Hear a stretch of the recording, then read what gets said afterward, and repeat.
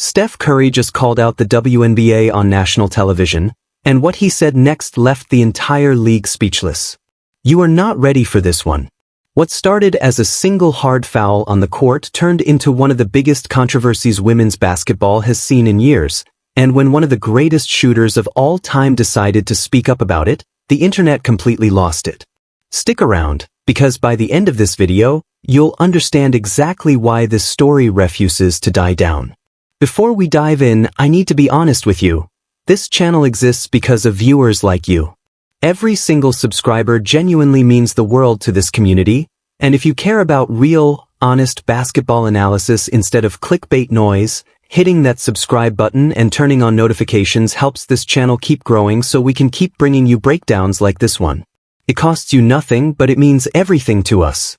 So if you haven't already, please subscribe to WNBA Analysis right now. Let's build this community together. Welcome back to WNBA Analysis. Today we're breaking down a story that started as a routine basketball play and somehow snowballed into a national conversation about fairness, star protection, and the future direction of the entire league. It began quietly enough. During a heated matchup, a hard foul was called, a play that saw one player catch another across the neck in a moment that instantly looked far more dangerous than a typical foul. The officials reviewed it and upgraded the call to a flagrant foul, and the player on the receiving end was ejected from the game. In the moment, most fans assumed this would be a one-day story. A tough play, a quick ejection, a few highlight clips, and then everyone moves on to the next game. But that's not what happened. Instead of the story fading, it intensified. Because right after leaving the court, the ejected player went to social media and framed the incident through the lens of privilege, suggesting the star player on the other end was being protected because of who she is. That single post is what changed everything. What could have stayed a simple basketball moment turned into a full-blown debate about race, fairness, star treatment, and what kind of physical play the league is willing to tolerate.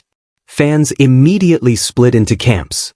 Some felt the ejected player had a point, that certain marketable stars do seem to get more protection from officials than everyone else. Others pushed back hard, arguing this had nothing to do with identity and everything to do with a genuinely dangerous, undisciplined play that any objective observer could see crossed a line. And then, almost out of nowhere, one of the most respected voices in all of basketball decided to weigh in. Steph Curry, a player who spent nearly 2 decades absorbing contact from some of the toughest, most physical defenders the NBA has ever produced, publicly addressed how the WNBA's rising stars are being treated on the floor. And the moment his name attached itself to this story, it stopped being just another basketball debate buried in the sports pages. It became something the entire internet couldn't stop talking about. Curry's argument wasn't complicated, but it was pointed.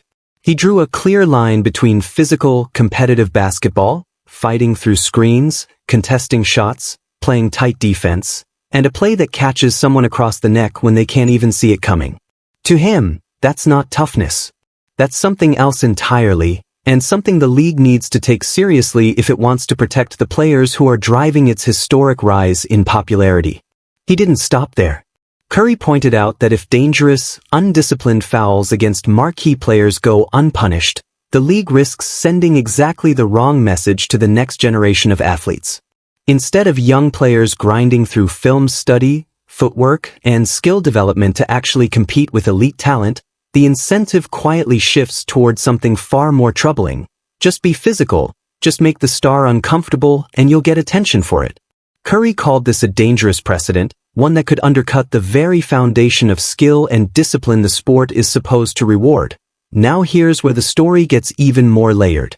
The player at the center of all this isn't just another name on a roster.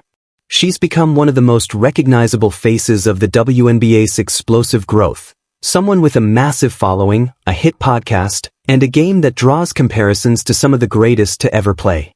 That visibility is exactly why so many believe the league was right to step in and eject the offending player immediately.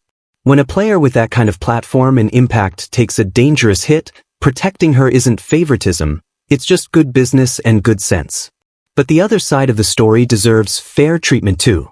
The player who committed the foul later gave her own account, and it was more balanced than a lot of people expected. She admitted the foul was hard.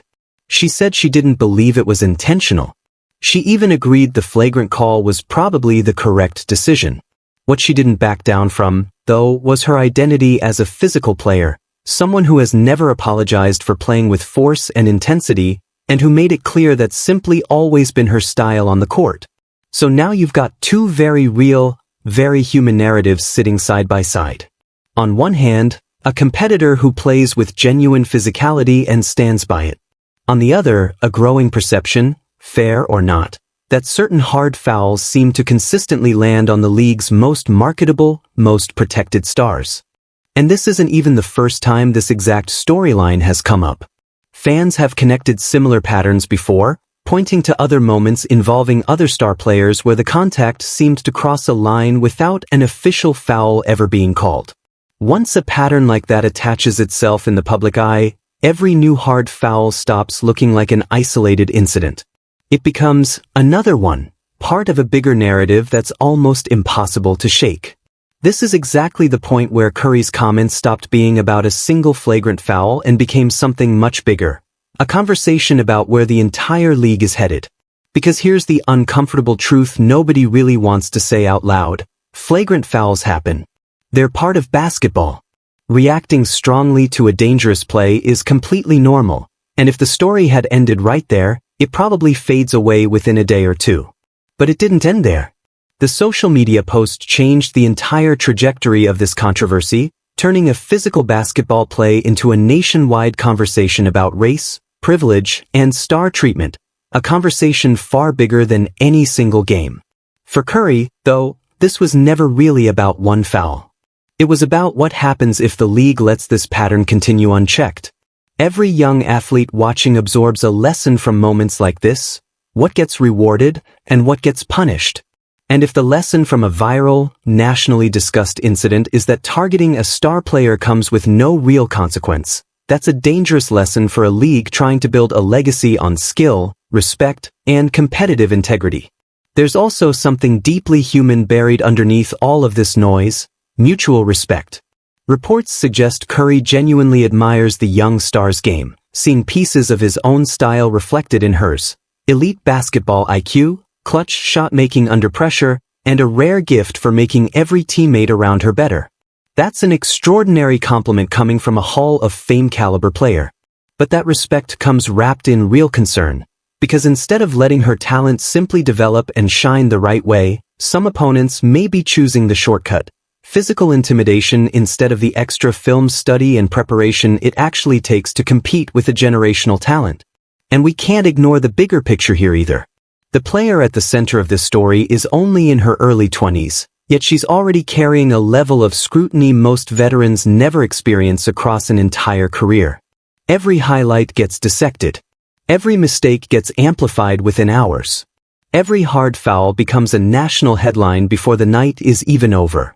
If the league allows rougher, less disciplined play against its biggest stars to slide, it risks discouraging the very players responsible for record-breaking ratings, sold-out arenas, and an entirely new wave of fans discovering women's basketball for the first time in their lives.